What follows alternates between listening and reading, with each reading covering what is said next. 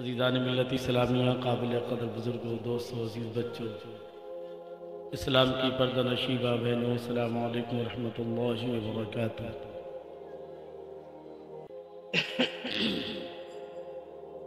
الحمدللہ رب العالمین،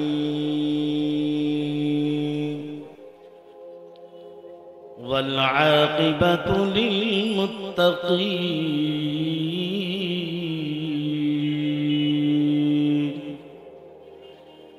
والصلاة والسلام على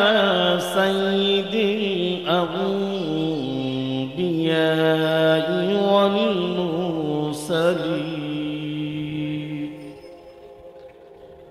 وعلى آلہ وأصحابه أجمعين، أما بعد، فأعوذ بالله من الشيطان الرجيم، بسم الله الرحمن الرحيم،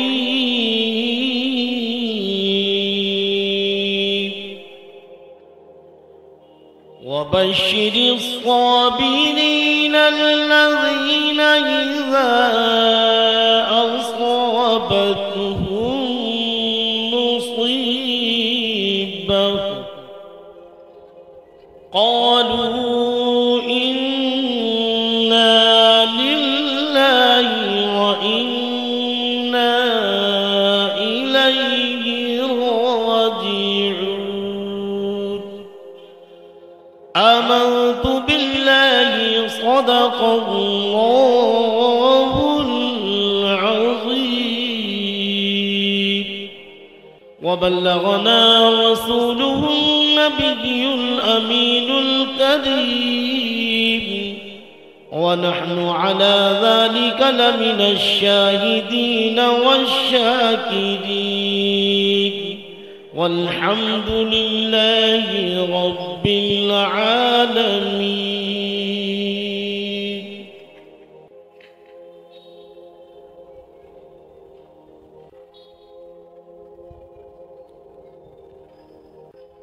آج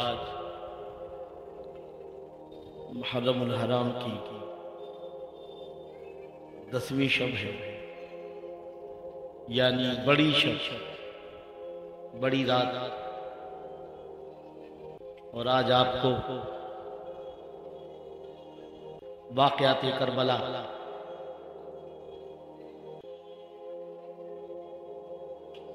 تمام تر سماعت فرمانے ہیں۔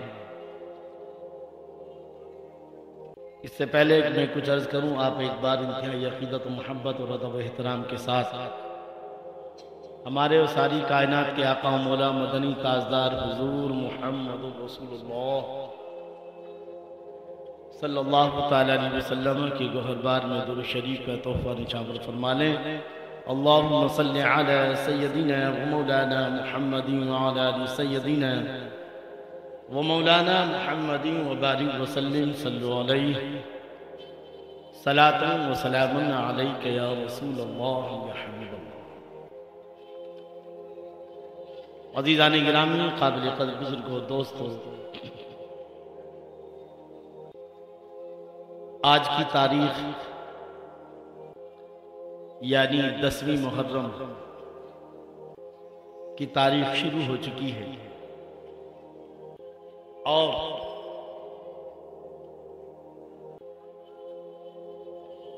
انسانی تاریخ میں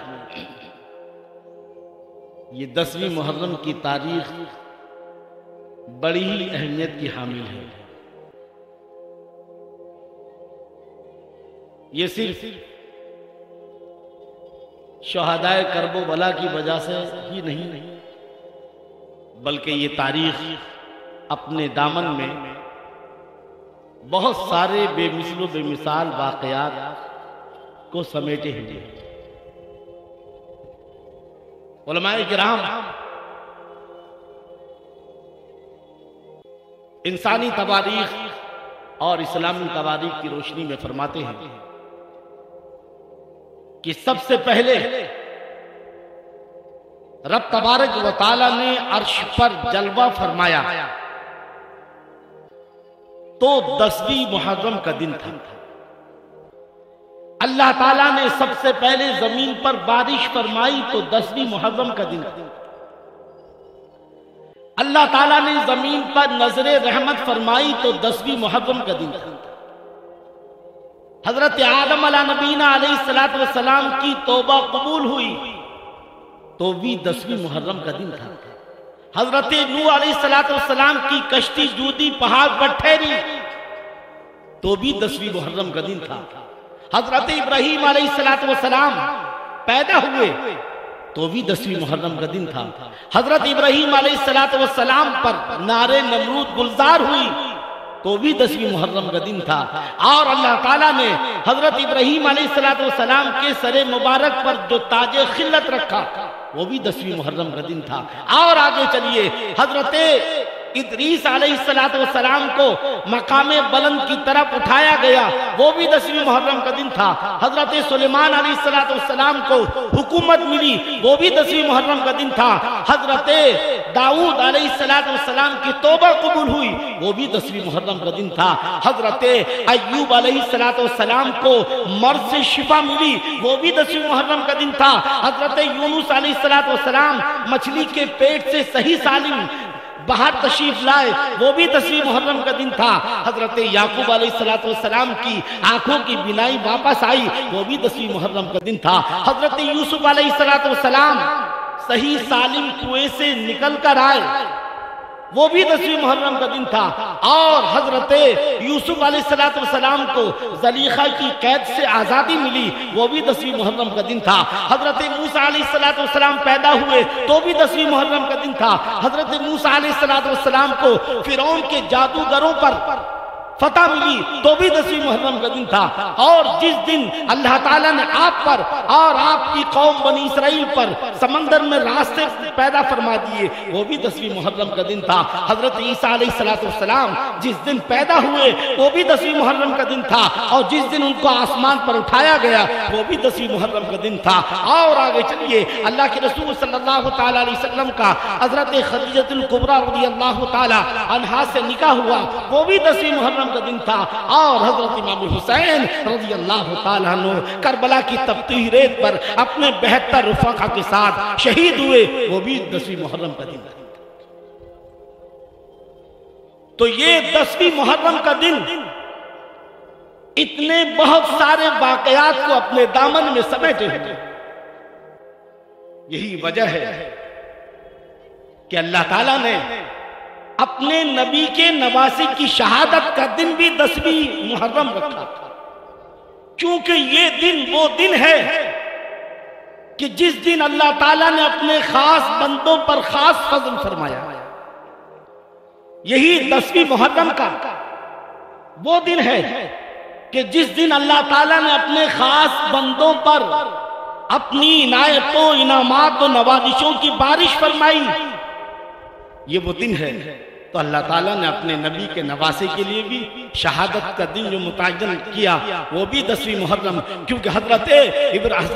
امام حسین رضی اللہ تعالیٰ عنہ کو وہ سارے امتحانات پاس کرنے ہیں، اور اس انعامات اس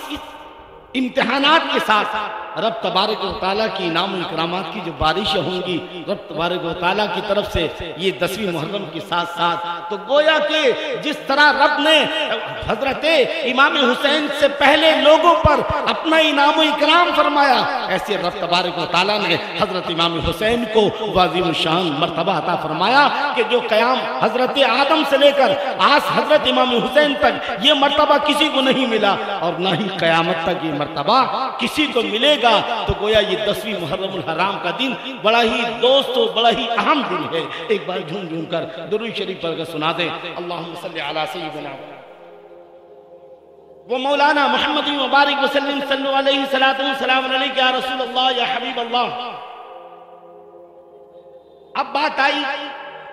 کہ بھئی یہ جو شربت یا پانی یہ سبیل لگائی جاتی ہے، اس کا کیا ثبوت؟ یہ محرم میں سبھی نے جگہ جگہ لگاتے ہیں بچے زیادہ تر، کیا ثبوت ہے اس کا؟ اللہ کی رسول صلی اللہ تعالی علیہ وسلم کے ایک صحابی حضرت سعد ان کا نام، بارگاہ رسالت میں حاضر ہوئے، عرض کی حضور میری ماں دنیا سے جا چکی ہیں، میں ان کے ثواب کے لیے کچھ کرنا چاہتا ہوں، میں ان کو ایصال ثواب کرنا چاہتا ہوں، تو کیا کروں؟ اللہ کے رسول صلی اللہ تعالی علیہ وسلم نے ارشاد فرمایا اپنی ماں کے نام سے کنواں کھدوا دو، تاکہ جتنے بھی لوگ اس کنویں سے پانی پئیں گے تو اس کا ثواب تمہاری ماں کو ملے گا۔ حدیث اٹھا کر دیکھیے، وہ کنواں تیار ہو گیا۔ کیا ہو گیا؟ کنواں تیار ہوا، اور جب تیار ہو گیا حضرت سعد بارگاہ رسالت میں حاضر عرض کی یا رسول اللہ علیہ الصلوۃ والسلام کنواں تیار ہو چکا ہے، آپ وہاں جا کر کے اس کا افتتاح فرما دیں، آپ اس کی ابتدا فرما دیں، آپ کے مبارک ہاتھوں سے اس کنویں کی ابتدا ہو جائے۔ اللہ کے رسول صلی اللہ تعالی علیہ وسلم وہاں پہنچے کنویں کے پاس، اور کنویں کی طرف ہاتھ اٹھا کر آپ نے فرمایا مولا اس کا ثواب سعد کی ماں کو پہنچے، اس کا ثواب۔ تو گویا یہ جو فاتحہ کی اصل جو ہے وہ بھی یہی حدیث ہے کہ یہ جو سامنے رکھ کر جو چیز ہاتھ اٹھا کر جو ہم دعا مانگتے ہیں، تو یہ در حقیقت جو کچھ پڑھا گیا ہے اور جو کچھ یہ کھانا کسی کو بھی کھلائیں گے تو اس کا ثواب کس کو پہنچے؟ ہمارے مرحوم کو پہنچے۔ تو گویا کہ حضرت امام حسین رضی اللہ تعالیٰ عنہ کو ثواب پہنچانے کی نیت سے جگہ جگہ لوگوں کو پانی پلانا ثواب کا کام، سبیل لگانا،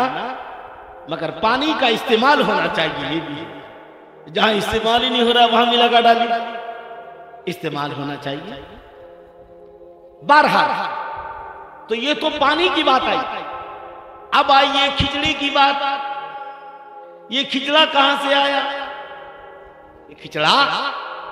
یہ میں آپ کو پرسوں سناتا، لیکن چونکہ کھچڑا کل بنے گا اس لیے آج بتانا زیادہ مناسب ہے۔ در حقیقت حضرت امام حسین رضی اللہ تعالیٰ عنہ کی شہادت کے بعد جب آس پاس کے لوگوں کو یہ معلوم ہوا کہ نواسہ رسول کو کربلا کے میدان میں شہید کر دیا گیا، تو یہ لوگ حاضر آئے اور سب مل کر کے کوئی دال لایا تھا، کوئی کائے کی دال، کوئی کائے کی دال، کوئی اناج، کوئی چاول۔ تو ان سب لوگوں نے مل کر کے حضرت امام حسین رضی اللہ تعالیٰ عنہ اور جتنے بھی شہداء کرب و بلا تھے ان کے مبارک لاشوں کو دفنایا، اور جب کھانا بنانے کی بات آئی تو انہوں نے سب نے جو چیز لے کر آئے تھے، کوئی مسور کی دال، کوئی مونگ کی دال، کوئی یہ دال، کوئی تور کی، کوئی فلاں، کوئی چاول، کوئی گیہوں، جو بھی جو، تو یہ سب مل کر کے کھانا بنائے گا جس کا نام کھچڑا رکھا گیا۔ تو یہ کھچڑا محبان امام حسین کی یاد ہے، عاشقان امام حسین، جنہوں نے جو آس پاس کے لوگ تھے جب انہیں معلوم ہوا کہ نواسہ رسول حضرت امام حسین کو بڑی بے دردی شہید کر دیا گیا ہے اور ان کے لاشیں ابھی تک اسی طرح بے گور و کفن ہیں، وہ لوگ آئے اور انہوں نے بڑی ہی جو ہے اہتمام کے ساتھ سب کو دفنایا، اور اس کے بعد جو کھانا بنایا اس کا نام کیا تھا؟ جو سب مل کر وہ کھچڑا تھا۔ تو یہ حضرت امام حسین کے چاہنے والوں کی یاد ہے، اور اسی یاد میں محرم کو کھچڑا بنایا جاتا ہے۔ یہ کھچڑے کی اصل ہے۔ اور جہاں تک کھلانے کی بات ہے، اللہ کے رسول صلی اللہ تعالیٰ علیہ وسلم ارشاد فرماتے ہیں کہ اگر کسی بندے مومن کو، کسی مسلمان کو پیٹ بھر کے کھانا کھلا دو، اللہ تعالیٰ اسے بہت ساری عبادتوں کا ثواب عطا کرتا ہے۔ تو یہ اس کی حقیقت ہے۔ اور ایک اور حدیث میں اللہ کے رسول صلی اللہ تعالیٰ علیہ وسلم ارشاد فرماتے ہیں جو محرم کے دن، جو عاشورے کے دن اپنے بیوی بچوں پر فراخ دلی دکھائے گا، اچھے سے کھانا کھلائے، اچھا جو اہتمام کرے کھانے پینے کا، اللہ تعالیٰ اس کے پورے سال میں کاروبار میں برکت عطا فرمائے گا۔ جو عاشورے کے دن اپنے بیوی بچوں کو اچھے سے اچھا کھلائے، بہتر سے بہتر کھلائے، اور ان پر جو ہے مطلب یہ کہ اپنی انعامات کی بارش فرمائے، اللہ تعالیٰ پورے سال اس پر جو ہے اس کی روزی میں برکت عطا فرمائے۔ بہرحال یہ بات آ گئی، اب محرم الحرام کا بھی معاملہ سن لو، تعزیداری کا معاملہ۔ علماء کرام احادیث کی روشنی میں فرماتے ہیں کہ حضرت امام حسین رضی اللہ تعالیٰ عنہ کے روزے کا صحیح نقشہ بنا کر اس کو ایک جگہ رکھا جائے اور اس کی زیارت کی جائے، یہاں تک جائز، باقی اس کو گلی کوچے گھمانا پھرانا، یہ ڈھول تاشا بجانا، یہ سب کیا ہے؟ آپ حضرت امام حسین کی یاد میں محفلیں کرو، قرآن خوانی کرواؤ، اصالِ ثواب کرو، کھچڑا کھلاؤ، شربت پلاؤ، پانی پلاؤ، سب جائز ہے، سب ثواب کی بات ہے، مگر یہ محرم یہ تعزیداری بنا کر گھمانا جی۔ اور گاؤں میں چلے جاؤ تو وہاں تو پانی میں ٹھنڈا کرتے جاتے، آپ یو پی بہار میں چلے جائیے تو وہاں کیا کرتے ہیں، ہر گاؤں میں ہر شہر میں کربلا رہتی ہے اور وہاں باقاعدہ میلہ لگتا ہے، وہاں جا کے اس کو ٹھنڈا کرتے۔ یہ ساری چیزیں گھمانا پھرانا، ڈھول تاشا، یہ سب جائز، صرف حضرت امام حسین رضی اللہ تعالیٰ عنہ کے روزے کا صحیح نقشہ بنا کر کے اس کی زیارت کی جائے، یہاں تک جائز۔ قرآن خوانی کراؤ، اچھی بات، کھچڑا کھلاؤ، اچھی بات، شربت پلاؤ، پانی پلاؤ، اچھی بات، اصالِ ثواب کرو، اچھی بات، مگر ڈھول تاشا یہ جائز نہیں ہے، اس طرح گھمانا پھرانا یہ جائز نہیں ہے۔ بہرحال یہ چند ضروری باتیں تھیں، اب آپ ایک بار جھوم جھوم کر درود شریف پڑھ کر سنا دیں، اللہم صلی علی سیدنا ومولانا محمد وعلی آل سیدنا مولانا محمد وبارک وسلم صلی علیہ السلام علیکہ یا رسول اللہ۔ کل آپ نے سماعت فرمایا تھا کہ جب یزید تخت سلطنت پر بیٹھا تو اس کو یہ معلوم تھا کہ میرے جتنے غلط کارنامے ہیں اس کی بنیاد پر کوئی مجھے خلیفہ تسلیم نہیں کرے گا، کوئی میری بیعت نہیں کرے گا۔ تو اس نے سب سے پہلے حضرت امام حسین، حضرت عبداللہ ابن زبیر اور حضرت عبداللہ ابن عمر، یہ خود بھی بڑے تھے، بڑوں کی اولاد تھے، تو سوچا کہ پہلے ان سے بیعت لے لی جائے، اگر یہ بیعت کر لیں گے تو ان کی بیعت کر لینا دوسروں کے لیے دلیل و سند بن جائے گا، اور نہیں کریں گے تو قتل کر دیا جائے گا، تو پھر دوسرے لوگ ڈر جائیں گے۔ اس طرح سے یزید نے حضرت امام حسین پر دباؤ ڈالا، اور پھر آپ کہ یزید کی بیعت بھی قبول کرنا نہ پڑے، یزید کو خلیفہ برحق بھی نہ ماننا پڑے، اور لڑائی جھگڑا بھی نہ ہو، آپ اس سے بچنے کے لیے آپ نے مدینے سے مکے کو ہجرت فرمائی۔ حضرت امام حسین رضی اللہ تعالیٰ عنہ مدینہ چھوڑ کر، حالانکہ سارے مدینے والے حاضر آئے، آپ تو اللہ کے پیارے رسول کی نشانی ہے، آپ کیوں جا رہے ہیں؟ سب نے منت سماجتی کی، آپ نہ جائیے، مدینہ نہ چھوڑیے، مگر آپ نے فرمایا کہ حالات اب ایسے ہیں کہ اگر میں یہاں رہوں گا تو یہاں قریظی ہوگی یا پھر یزید کی بیعت کرنا پڑے گی، تو اب مجھے دین بچانے کے لیے کرنا ہی ہوگا۔ بہرحال آپ مدینے سے مکے کی طرف ہجرت فرما رہے ہیں۔ ادھر جب مکے والوں کو معلوم ہوا کہ اللہ کے رسول صلی اللہ تعالیٰ علیہ وسلم کے مقدس نواسے مدینے سے مکے کی طرف آ رہے ہیں، تو وہ ادھر وہ بھی جلوس کی شکل میں آئے۔ چلو ایک وہ وقت تھا کہ نبی یہاں سے گئے تھے ہجرت کر کے، چلو آج اس کا کچھ کفارہ ادا کر دیا جائے، نبی کے نواسی کا شاندار استقبال کیا جائے۔ چنانچہ مکے والوں نے شاندار طریقے سے حضرت امام حسین رضی اللہ تعالیٰ عنہ کا استقبال فرمایا، اور پھر آپ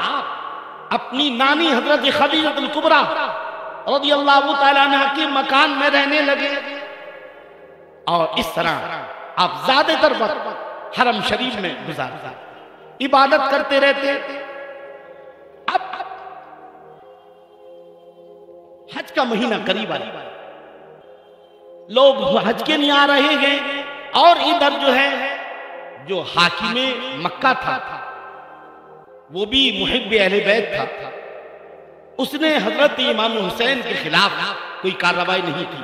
اس نے دیکھا کہ لوگ جب جوگ در جوگ حضرت امام حسین کے پاس آ رہے ہیں، اور جو ہے اپنی عقیدتوں کے نذرانے پیش کر رہے ہیں۔ اس نے دیکھا، دیکھنے کے بعد کچھ کہا نہیں، مگر یزید کو اطلاع دے دی کہ یہاں امام حسین مدینے سے چل کر مکے آ چکے ہیں اور یہاں کے لوگ ہر وقت جو ہے عقیدت میں حضرت امام حسین کے آگے پیچھے پھر رہے ہیں۔ بہرحال یزید کو ادھر جو ہے فکر ہوئی، اور ادھر جب کوفے والوں کو معلوم ہوا کہ حضرت امام حسین مکے آ گئے تو انہوں کوفے کے لوگوں نے خط بھیجنے شروع کر دیے، اے نواسے رسول حضرت امام حسین، ہم تو امیر معاویہ کی بیعت کو نہیں مانتے تھے، چہ جائے کہ ان کے نالائق بیٹے یزید کو، تو اے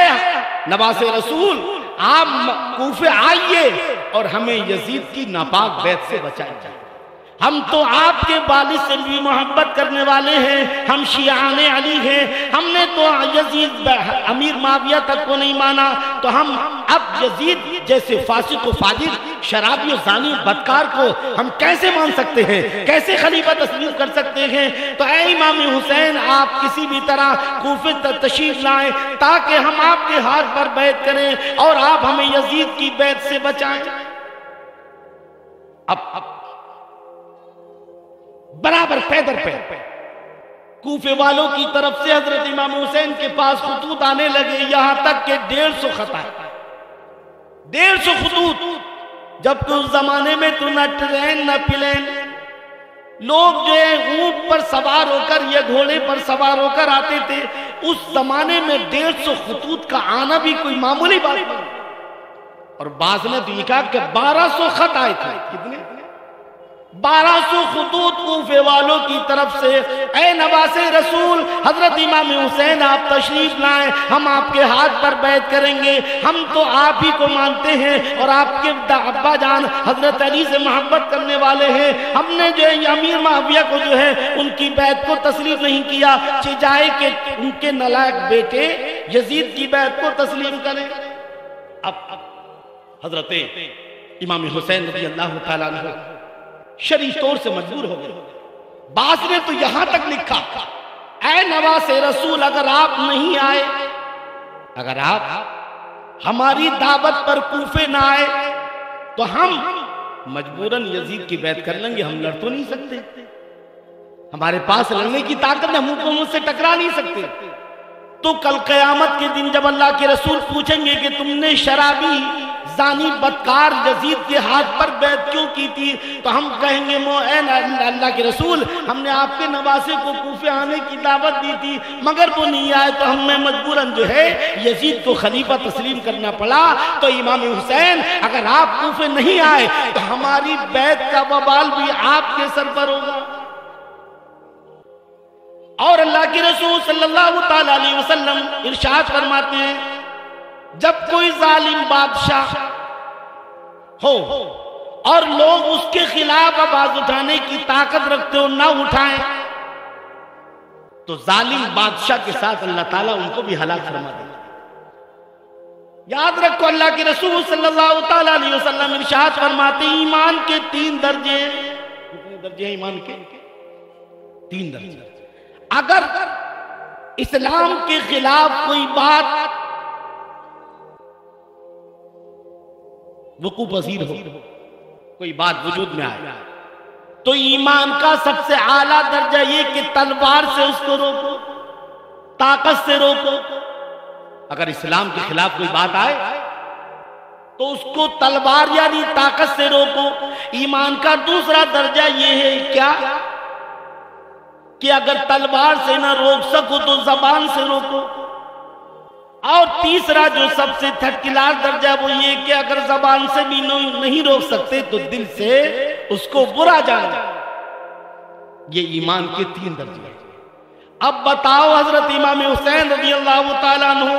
ایمان کی کون سی کوالٹی پر عمل کرتے؟ یقیناً آپ تو اعلیٰ مومن تھے، آپ تو نوجوانان جنت کے سردار ہیں، تو یقیناً آپ کا فرض یہی ہے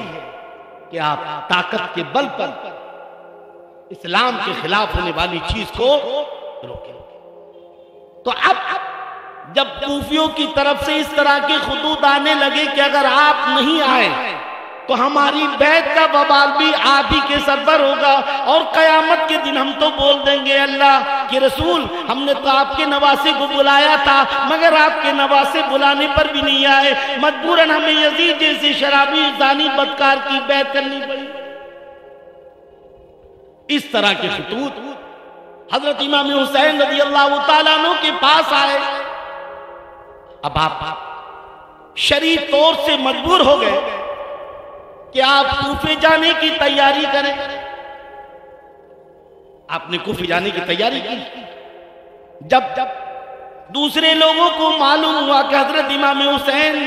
کوفے والوں کی دعوت پر کوفے جانے کی تیاری کر رہے ہیں تو لوگ آئے، اے نواسے رسول آپ کوفے والوں کی باتوں کا اعتبار نہ کریں، یہ تو پہلے ہی سے انہوں نے بے وفائی کی ہے۔ یہی لوگ ہیں جنہوں نے آپ کے بھائی حضرت امام حسن کو زہر دیا، یہی وہ لوگ ہیں جنہوں نے حضرت علی کے ساتھ وفا نہیں کی۔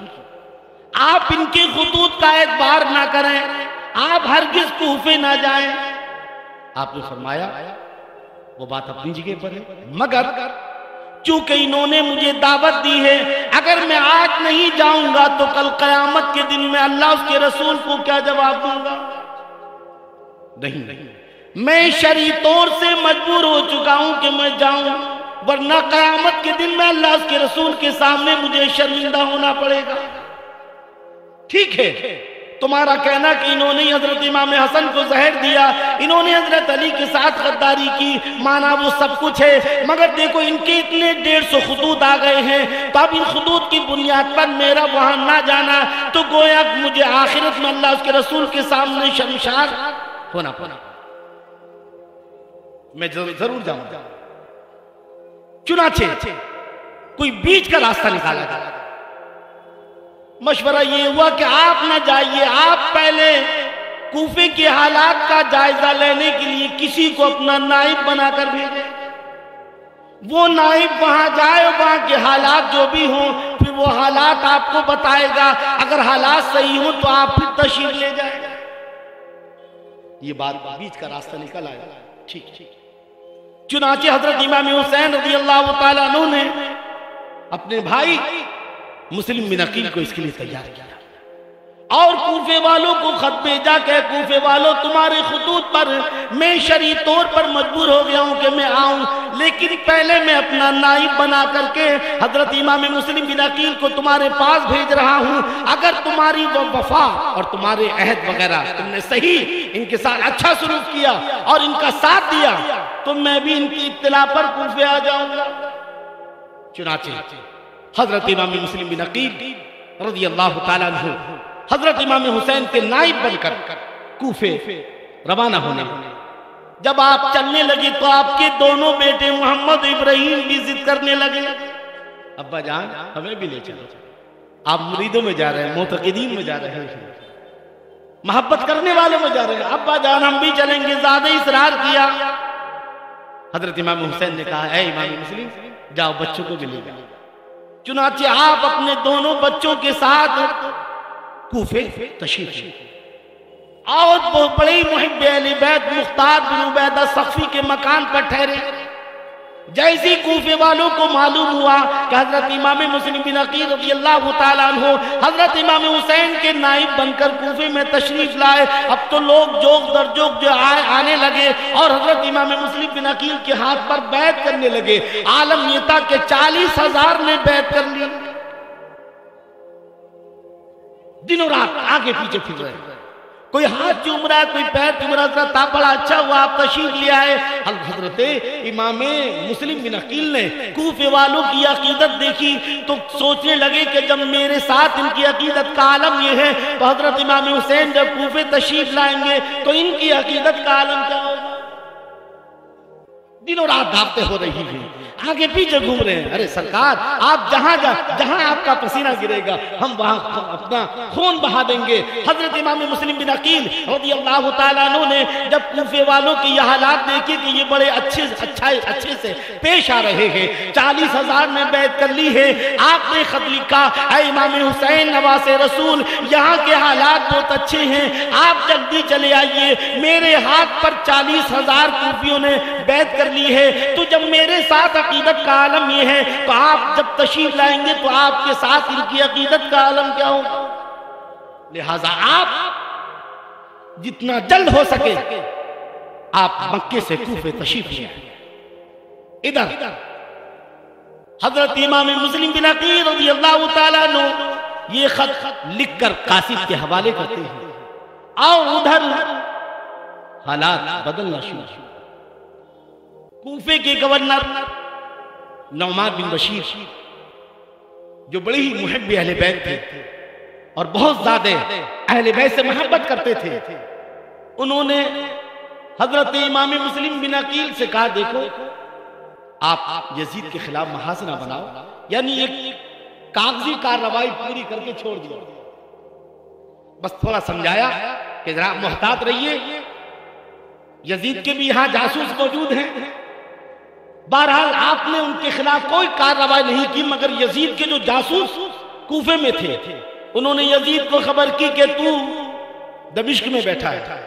اور یہاں تیرے خلاف محاذ تیار ہو رہا ہے۔ 40,000 نے حضرت امام مسلم بن عقیل کے ہاتھوں پر بیعت کر لی ہے، جو حضرت امام حسین کے نائب بن کر آئے ہیں، تو وہاں عیاشی کر رہا۔ دیکھ اگر تو ایسی بے خبر رہا تو یہاں سے وہ سیلاب آئے نکلے گا جو تیری حکومتوں کو بہا لے جائے گا۔ تو اگر خیریت چاہتا ہے تو کوفے میں ہونے والے اپنے محاذ کو توڑ دے اور جلدی خبر لے کوفے۔ جب یہ خط جب جاسوس نے اطلاع دی کہ کوفے کے حالات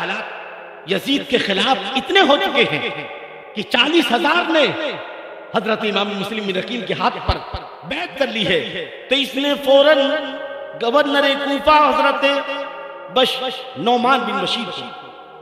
معزول کر دیا اور ان کی جگہ پر بصرے کے گورنر عبید اللہ بن زیاد کو کوفے کا گورنر بنا دیا، اور اس کو لکھا کہ تو بصرے کا بھی گورنر ہے اور میں تجھے کوفے کا بھی گورنر بناتا ہوں، اور میں تجھے سارے اختیارات دیتا ہوں، تو کوفے جا اور جیسے بھی ہو سکتا ہے جتنا بھی طاقت کے استعمال کر اور یزید کے خلاف جو محاذ بن رہا ہے اس محاذ کو توڑ، تجھے سارے اختیارات حاصل ہیں، کچھ بھی کر،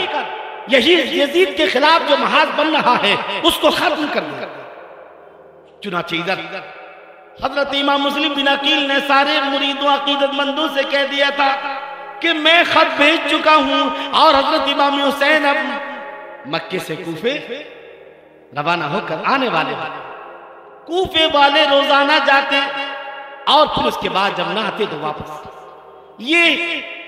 عبید اللہ بن زیاد حجازی لباس میں حجازی گیٹ سے گیا، جہاں کوفے کے پہلے ہی لوگ حضرت امام حسین کے انتظار میں تھے۔ کوفے کے لوگ یہ سمجھے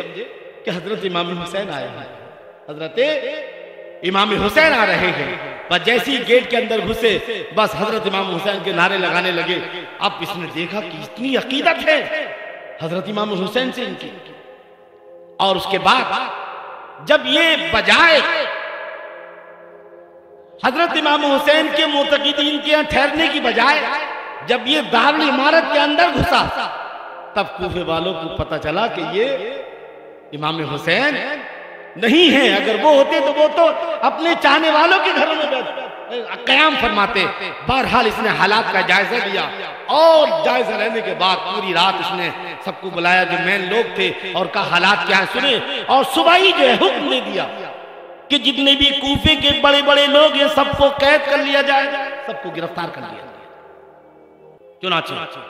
جتنے بھی بڑے بڑے لوگ تھے کوفے کے سب کو عبید اللہ بن زیاد نے گرفتار کر کے قید کر دیا گورنمنٹ ہاؤس دارالعمارت میں۔ اور اب حضرت امام مسلم بن عقیل کی تلاشی شروع ہو جاتی۔ ادھر حضرت امام مسلم بن عقیل جو عبیدہ مختار بن عبیدہ سقفی کے مکان پر قیام پذیر تھے، آپ نے سوچا کہ مناسب نہیں کہ وہاں ٹھہرے، آپ وہاں سے حضرت ہانی بن عروہ کے مکان پر ٹھہر گئے۔ یہ بھی محب اہل بیت تھے۔ اب یہ ہانی بن عروہ کے عبید اللہ بن زیاد سے دوستانہ تعلقات تھے، مگر محب اہل بیت تھے، یہ دن بھر گھر سے باہر نہیں نکلتے۔ اب اس نے تلاش شروع کی کہ آخر امام مسلم بن عقیل کہاں ٹھہرے ہوئے ہیں، مگر پتہ نہیں چلا۔ چنانچہ ایک جاسوس کو بھیجا اور جاسوس کوفے کی جامع مسجد میں پہنچا اور کوفے کی جامع مسجد میں پہنچنے کے بعد لوگوں سے کہنے لگا میں بڑی دور سے آیا ہوں حضرت امام مسلم بن عقیل کا کہ ہاتھ پر بیعت کرنے کے لیے اور کچھ یہ تحفہ دینے کے لیے بتا امام مسلم کہاں ٹھہرے ہوئے ہیں۔ کسی محب اہل بیت نے سمجھا کہ یہ بھی سچا عاشق ہے، محب اہل بیت ہے، حانی بن عروہ کا مکان دکھا دیا، اور اس طرح سے وہ شخص جو جاسوس تھا وہ حانی بن عروہ کے مکان پر پہنچا، اور پہنچنے کے بعد اس نے حالات کا جائزہ لیا، اور اس کے بعد پھر عبید اللہ بن زیاد سے ساری باتیں بتائیں، اور ادھر جو ہے عبید اللہ بن زیاد نے حانی بن عروہ کو گرفتار کر دیا، اور حانی بن عروہ سے کہا کہ تم نے ہمارے دشمن کو پناہ دی اور ہمارے خلاف محاذ تیار کیا۔ کہا نہیں، میں نے پناہ نہیں دی، بلکہ وہ خود میرے گھر پر تشریف لائے تو میں نے مناسب نہیں سمجھا کہ انکار کروں۔ بہرحال اس نے حانی بن عروہ پر زیادتی کی، یہاں تک کہ کوفے میں یہ اڑ گیا کہ حانی بن عروہ کو شہید کر دیا عبید اللہ بن زیاد نے۔ جب حضرت امام مسلم بن عقیل رضی اللہ تعالیٰ عنہ کو یہ پتا چلا کہ حانی بن عروہ کو شہید کر دیا گیا ہے، تو آپ نے اپنے جتنے بھی محب تھے، محبان اہل بیت تھے، سب کو آواز دی، تو 40,000 لوگ جمع ہو گئے اور سب نے مل کر دارالعمارت کا محاصرہ کر لیا۔ 40,000 تاریخ میں آتا ہے کہ حضرت امام مسلم بن عقیل اگر اشارہ کرتے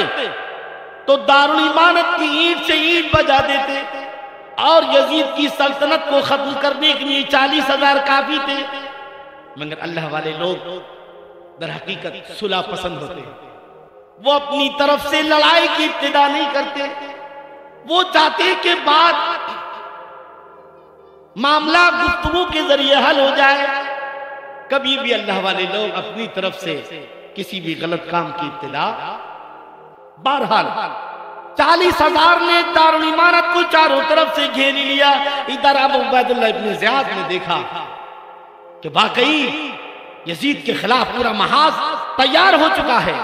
تو اب جن لوگوں کو گرفتار کیا تھا اب ان سے کہا دیکھو یہ جو دارالعمارت کے باہر کھڑے ہیں، کوئی ان میں تمہارا بیٹا ہے، کوئی باپ ہے، کوئی بھانجا ہے، بھتیجا ہے، کوئی ماموں، ان کو سمجھاؤ کہ تم حضرت امام مسلم بن عقیل کے کہنے پر تم نے دارالعمارت کو چاروں طرف سے گھیر لیا۔ سنو یہ جنگ، ان کو سمجھاؤ کہ یہ آپس کا معاملہ ہے، یہ کوئی اسلام اور غیر اسلام کا معاملہ نہیں ہے، یہ تخت کا جھگڑا ہے۔ سمجھاؤ اور کہو ان سے کہ جاؤ اپنے اپنے گھروں کو چلے جائیں، حضرت امام مسلم بن عقیل کا ساتھ چھوڑ دیں اور اپنے اپنے گھروں کو چلے جائیں، نہیں تو اگر انہوں نے ساتھ نہ چھوڑا تو یزید کی طرف سے فوج آ رہی ہے، اگر تم نے امام مسلم بن عقیل کا ساتھ دینے کی ٹھان لی ہے تو یاد رکھو کوفے والوں کو جو ہے قتل کر دیا جائے گا، ان کے بچوں کو نیزوں پر اچھالا جائے گا۔ خیریت اسی میں ہے کہ تمام کے تمام جو ہے حضرت امام مسلم بن عقیل کا ساتھ چھوڑ کر محاصرہ چھوڑ دیں اور اپنے اپنے گھروں کو چلے جائیں۔ اب صاحب جتنوں کو گرفتار کیا گیا تھا سب کو دارالعمارت کی چھت پر دیوار پر چڑھایا، اور سب نے اپنے اپنے رشتہ داروں کو بلایا جو چاروں طرف سے گھیرے ہوئے تھے، سب نے اپنے اپنے رشتہ داروں کو بلایا، سمجھانے لگے ارے دیکھو یہ آپس کا ان کا جھگڑا ہے اقتدار کا، ہم آپس میں کیوں پس رہے ہیں، جاؤ حضرت امام مسلم بن عقیل کا ساتھ چھوڑ دو اور اپنے اپنے گھروں کو چلے جاؤ، ورنہ یاد رکھو اگر ہم نے امام مسلم بن عقیل کا ساتھ دیا تو دمشق سے فوجیں آ رہی ہیں یزید کی طرف سے، ان قریب پورے کوفے کو تباہ کر دیں گی، ہم میں ایک بھی زندہ نہیں بچے گا اور ہمارے بچوں کو نیزوں پر اچھالا جائے گا، اس لیے اپنی خیریت چاہتے ہو اور اپنے بچوں کی خیریت چاہتے ہو تو امام مسلم بن عقیل کا ساتھ چھوڑ کر کے اپنے اپنے گھروں کو واپس چلے۔ چنانچہ جیسی سمجھایا، سمجھانے کے بعد اب دو ادھر سے چار ادھر سے لوگ جانا شروع ہو گئے، وہ لوگ کہ جو یہ کہتے تھے کہ حضرات جہاں آپ کا پسینہ گرے گا وہاں خون بہا دیں گے۔ اب ذرا سی عبید اللہ ابن زیاد کی دھمکی اور اپنے لوگوں کی ذرا سی دھمکی نے اتنا ڈرا دیا کہ اب ساتھ چھوڑنے لگے، یہاں تک کہ جب حضرت امام مسلم بن عقیل رضی اللہ تعالیٰ عنہ نے جب محاصرہ کیا تھا تو 40,000 تھے، مگر جب مغرب کا وقت ہوا تو 40,000 میں 39,500 جا چکے، صرف 500 لوگ باقی بچے۔ کتنے لوگ بچے؟ اب آپ نے سوچا کہ جب 40,000 چلے گئے تو ان 500 کا بھی کیا بھروسہ ہے، یہ بھی جا سکتے ہیں۔ چنانچہ آپ نے 500 کو لے کر 500 سے کہا چلو جامع مسجد میں مغرب کی نماز پڑھتے ہیں، اس کے بعد دیکھیں گے کیا کریں گے۔ آپ نے 500 کو لے کر کے دمشق کی کوفے کی جامع مسجد میں گئے اور اس کے بعد آپ نے نماز کی نیت باندھی۔ جب نماز کی نیت باندھی تو 500 لوگ آپ کے پیچھے تھے، اور جب سلام پھیرا تو سارے کے سارے غائب، سب جا چکے تھے۔ گویا 40,000 میں سے ایک بھی آج حضرت امام مسلم بن عقیل کے ساتھ نہیں تھا۔ رات کا اندھیرا چھا گیا، کہاں جا؟ جس عقیدت مند کے دروازے پر جاتے اس کا دروازہ اندر سے بند۔ ایک وقت تھا کہ دعوتیں ہو رہی ہیں، ایک ایک ٹائم میں کئی کہ حضرت ہمارے یہاں، حضرت ہمارے یہاں، حضرت ہمارے یہاں قدم بندہ فرمائیے، حضرت آپ ہمارے یہاں تشریف لائیے، مگر ذرا سا عبید اللہ ابن زیاد نے